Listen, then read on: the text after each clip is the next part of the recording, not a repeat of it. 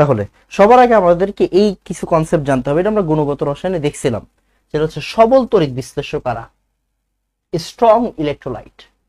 ইলেকট্রোলাইটের মধ্যে তিন ধরনের জিনিস থাকে, অ্যাসিড, ক্ষার, লবণ।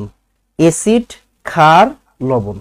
তাহলে যারা স্ট্রং অ্যাসিড তারা হচ্ছে স্ট্রং ইলেকট্রোলাইট, যেমন HCl, HBr, HClO4, হোয়াটএভার, যে কোনো কিছু হতে পারে।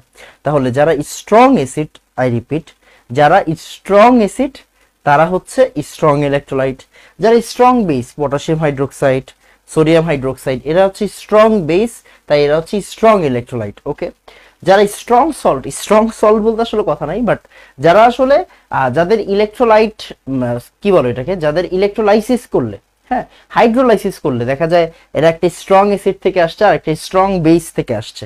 যেমন খেয়াল করেন, এই যে NaCl, সোডিয়ামটা কোন জায়গা থেকে আসছে, NaOH থেকে আসছে।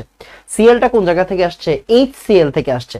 একটা লবণের বাপ মায়ের নাম কি বলেন তো, অ্যাসিড আর ক্ষার। একটা লবণের বাপ মায়ের নাম কি, অ্যাসিড আর ক্ষার। অ্যাসিড আর ক্ষার মিলে কি তৈরি করে, লবণ তৈরি করে, তাই না? তো যখন দুইটা স্ট্রং অ্যাসিড আর স্ট্রং বেস, এই দুইটা জিনিস মিলে একটা লবণ তৈরি করবে, তখন আমরা তাকে বলি স্ট্রং সল্ট বা স্ট্রং ইলেকট্রোলাইট। যেমন NaCl হচ্ছে একটি strong electrolyte, sodium nitrate, potassium chloride, potassium nitrate, ammonium chloride, এরা হচ্ছে কি আমাদের স্ট্রং ইলেকট্রোলাইট। এখন আপনি বলতে পারেন ভাই অ্যামোনিয়াম ক্লোরাইড, অ্যামোনিয়াম, এখানে আলাদা কিছু কথাবার্তা আছে, আমরা এগুলো নিয়ে পরে আলোচনা করব, সমস্যা নেই। বাট এরা ম্যাক্সিমামই স্ট্রং ইলেকট্রোলাইট হিসেবে ব্যবহৃত হয়, এরা স্ট্রং ইলেকট্রোলাইট হিসেবে ব্যবহৃত হয়।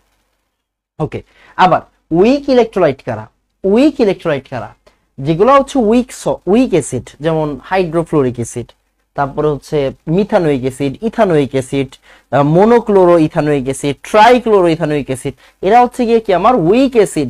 উইক অ্যাসিডরা কি থাকবে, উইক ইলেকট্রোলাইট থাকবে। উইক বেস কারা, যেমন ammonium hydroxide, aluminium hydroxide, copper hydroxide, এর হচ্ছে উইক অ্যাসিড। অ্যামিন, এই যে RNH2, এটা কিন্তু মানে অ্যারোমেটিক অ্যামিন বা অ্যালিফেটিক অ্যামিন, এরা কি, এরা হচ্ছে ক্ষারীয়, এরা হচ্ছে জৈব ক্ষার, এদেরকে আমরা বলবো হচ্ছে উইক ইলেকট্রোলাইট। ওকে, জৈব যে কোনো জিনিসই কি দুর্বল থাকে। সল্টের মধ্যে কোন সল্ট গুলা আসলে হচ্ছে কি আমাদের উইক বলেন তো, যাদের KSP-র ভ্যালু অনেক কম। আমরা জানি সিলভার ক্লোরাইড অধক্ষিপ্ত হয় কেন, কারণ ওর KSP-টাকে ছাড়ায়া যায়, কে ছাড়ায়া যায়, KIP ছাড়ায়া যায়। KIP ছাড়ায়া যাওয়া মানে কি, ওর KSP-টা অনেক কম। Lead chloride, calcium carbonate, magnesium carbonate, এরা কি, তারপরে CF2, ক্যালসিয়াম ফ্লোরাইড, এদের KSP-র ভ্যালু অনেক কম, তাই এরা অধক্ষিপ্ত হয়। KIP-র ভ্যালুগুলা KSP-র ভ্যালুগুলাকে ক্রস করে ফেলে। তো এই ভ্যালুগুলো, এইগুলো আমাদের জানতে হবে। ভাইয়া